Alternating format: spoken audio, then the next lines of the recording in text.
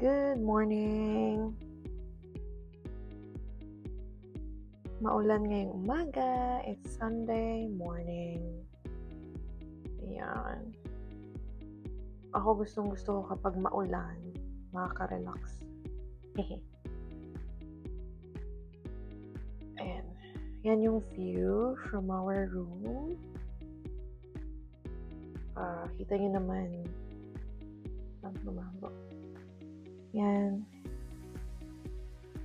Maulan, no? Zoom natin. Basa yung parking. Ayan. Binuksan ko yung window para pumasok yung fresh air.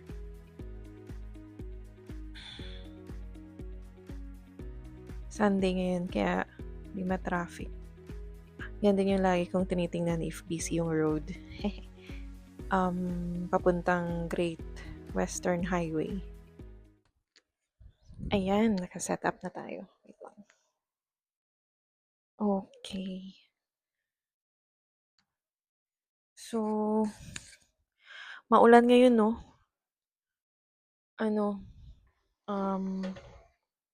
Hilig kasi akong tumingin ng weather, ng forecast.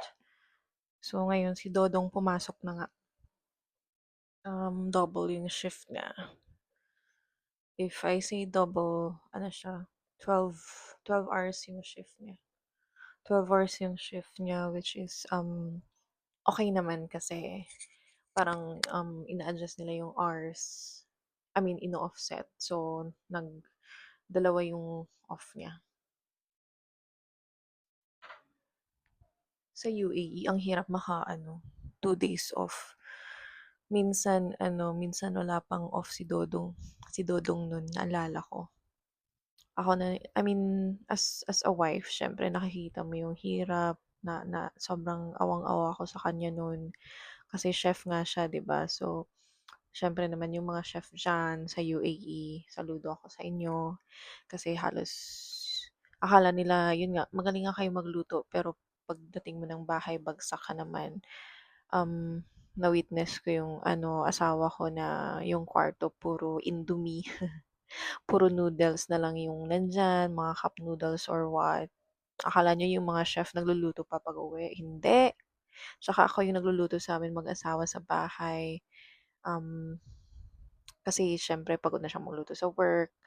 So at least pag-uwi niya, ready na yung pagkain. So yung nag-stock pa siya ng noodles nun, yan yung nasa Maldives ako, tapos kakabalik niya lang ng UAE. Syempre wala ako sa bahay, so walang magluluto, kaya noodles na lang muna si Dodong. Nakakapagod din magluto. Nagluluto ka na nga sa work. Tapos uwi ka, luto ka na ng pagkain mo. Which is, I mean, hindi ko din na-discourage syempre na magluto. Mas okay talagang magluto, 'di ba? Ng sarili mong pagkain, sarili mong panlasa, tapos healthy pa. Yun lang as a chef na naiintindihan ko. Tsaka nagtrabaho din ako dati sa Abu Dhabi, nasa F&B ako. So nakikita ko nakatrabaho ko rin yung mga chef kasi nasa F&B ako, 'di ba? So direct direct communication and talagang may transaction ako dun sa mga chef. So I saw how they eat first. Yung mga iba yung mga paraan nila is kakain muna sila bago umuwi. So magluluto, ganyan, tapos share. Luto muna bago umuwi. Luluto sila sa hotel, sarili ng pagkain pag may time. Tapos uwi na para pahinga na lang sila. Ganon din yung lifestyle ng asawa ko nun. Anyway, yun nga nabanggit natin yung chef. May kaibigan ako sa UAE. Nasa UAE pa sila ngayon. I don't know if mag-asawa na sila if kasal na sila, but it doesn't matter. Naghahanap din siya ng work. Gustong-gusto niya rin mag-Australia. So, yun nga, nag-usap kami, ano yung mga pinagdaanan namin mag-asawa para makarating dito. If yung mga nakapanood niya sa vlog ko, yung mga previous vlog ko, na konti pa lang naman yung videos natin. So, nandiyan lang. Madali lang siyang hanapin sa page, sa account ko sa YouTube. So, ah, ang nakausap ko nga siya na gustong-gusto niya ngang mag-Australia. So, nag-a-apply siya sa SEEK. Ang sabi sa SEEK, ang requirements is dapat may work rights ka nga, 'di ba? Which is ginawa ko rin noon yung nasa UAE pa kami. Akala ko madali lang. I mean, hindi ko alam yung work rights. Akala ko parang nag-yes din ako nun. Nag-a-apply ako sa SIG na sa UAE ako or sa Maldives pa ako nun. Nag-a-apply ako for my husband. So, work rights. Sabi ko, ano daw work rights? Sabi ko, siguro nga, yes ko na lang kasi siguro okay naman, mabibisahan lang. Mahirap pala yung, mahirap palang magka-visa dito sa Australia. Doon ko na naintindihan nung may visa na ako. Nasa visa conditions mo siya. So, yung work rights nga, so sabi ko sa kanya, kasi nag-apply din nga siya, yung kaibigan ko nag-apply siya sa SEEK. So, sabi ko sa kanya, I mean, before that, nagtatanong nga siya kung ano yung work rights. So, sabi ko sa kanya, dapat nandito ka na sa Australia. Yung work rights mo, nakikita mo siya sa visa conditions mo. Like, for example, myself, kasi student nga ako, di ba? Ang work rights ko is 48 hours per fortnight or per 2 weeks. So, yung fortnight is 2 weeks. Um, Sabi ko sa kanya na yun nga, yun yung work rights. 'Pag nagka-visa ka na, dun mo makikita sa visa conditions mo. So, ako yan, nakita ko pa dito, nanginis kasi ako ng kuko kahapon. So, excuse me. Yung I mean, yung nga, work rights ko is 48 hours per fortnight, tapos yung asawa ko is full-time. Kasi naka-masteral naman ako, so allowed siya mag-full-time. Yun yung sinasabi ko sa kanya na dapat nandito ka sa UAE. Hindi ka basta-basta nandito ka sa Australia. Hindi ka basta-basta makakapag-apply sa SEEK kung wala kang work rights. So, since nasa UAE pa siya, tapos nalaman ko nga na unemployed, unemployed siya sa UAE kasi as a chef, parang sabi niya, napagod din siya, ganyan. Parang mas naging tao siya ngayon na unemployed siya. Kasi alam ko maraming makaka-relate, lalo na yung mga chef or yung mga asawa ng mga chef.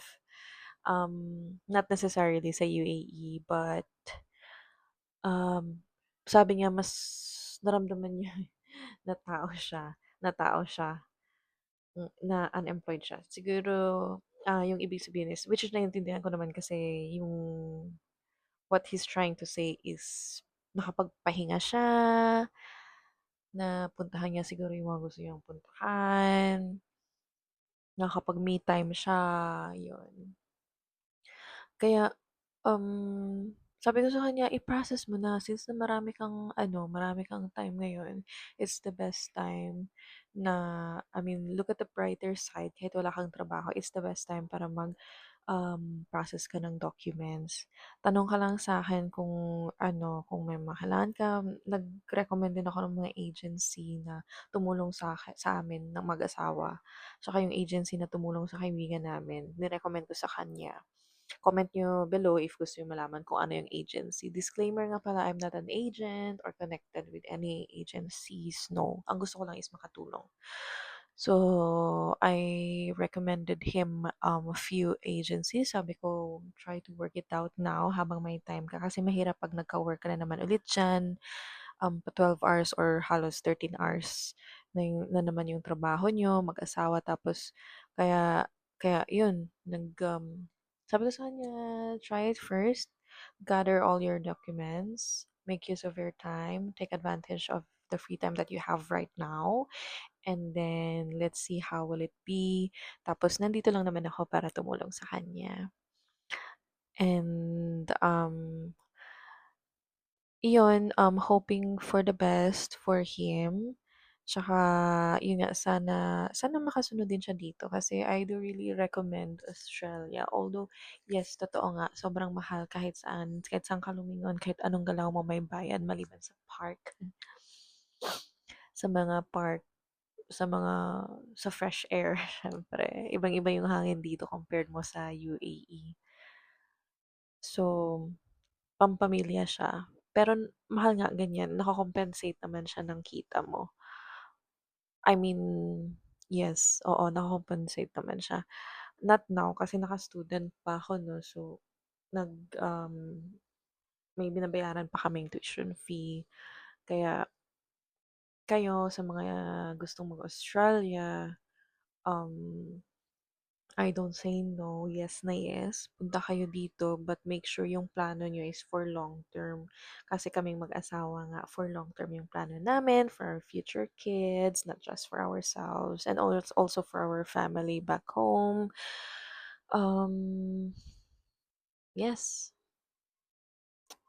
yun lang, tuloy-tuloy, laban lang, pasensya, tiyaga, dugot pawis talaga yung nasa UAE kami. Sulit na sulit nung pagdating namin dito kahit nakaestudyante pa kami kasi nga nakakapagpahinga yung asawa ko ng maayos, nakakapag 2 days off pa siya, one time nag 3 days off pa siya, parang nagbakasyon. Ang hirap kunin nun nung nasa UAE kami.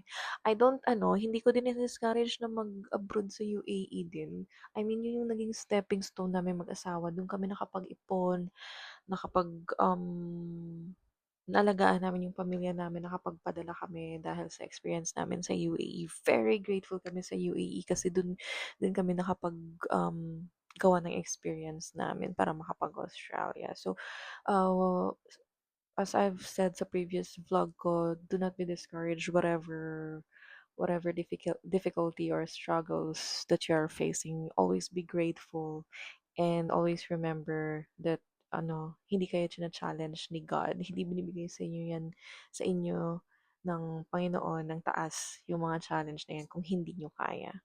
Dahil nga you're facing that means kaya nyo. Wala namang binibigay yung Panginoon na hindi natin kaya eh. Tsaka there's always way. Kaya lagi lang tayong magdasal, always speak to God in your free time. Kahit yung kausapin nyo lang casual as a friend, parang ganyan. Ako 'pag naglalakad ako papuntang train station, ganyan, kinakausap ko si Lord. It's very, genuine, heartfelt. Talagang parang kausap mo si Lord. Kaya yun, dasal lang, tiyaga, kayod. Kaya, if napanood niyo yung previous vlog ko kung ba't kami nag-Australia compared to UAE, nandun yun. And, yun lang.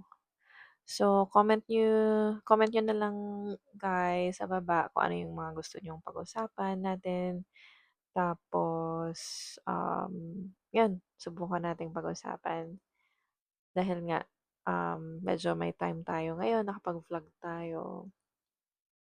Ang sarap sanang mag-vlog, no? Kasi maulan. Masarap mag-vlog na habang nagkakape. Kasi nakatingin ako sa mga raindrops. Ewan ko ba, nare-relax talaga ako sa ulan. Tapos may kape. Tapos na kasi ako magkape. Ano pa bang gusto kong sabihin? Sa next vlog na lang, comment nyo na lang. Kasi yung vlog natin walang script. Raw lang lahat. Kung ano yung lumalabas sa isip ko, yun yung nababanggit ko. Yun lang guys. Yung vlog natin is nothing fancy, walang arte, walang drama. Just good vibes and reality. So, happy Sunday, everyone! And Monday na naman bukas. Work, work, work. Ayun. Bye!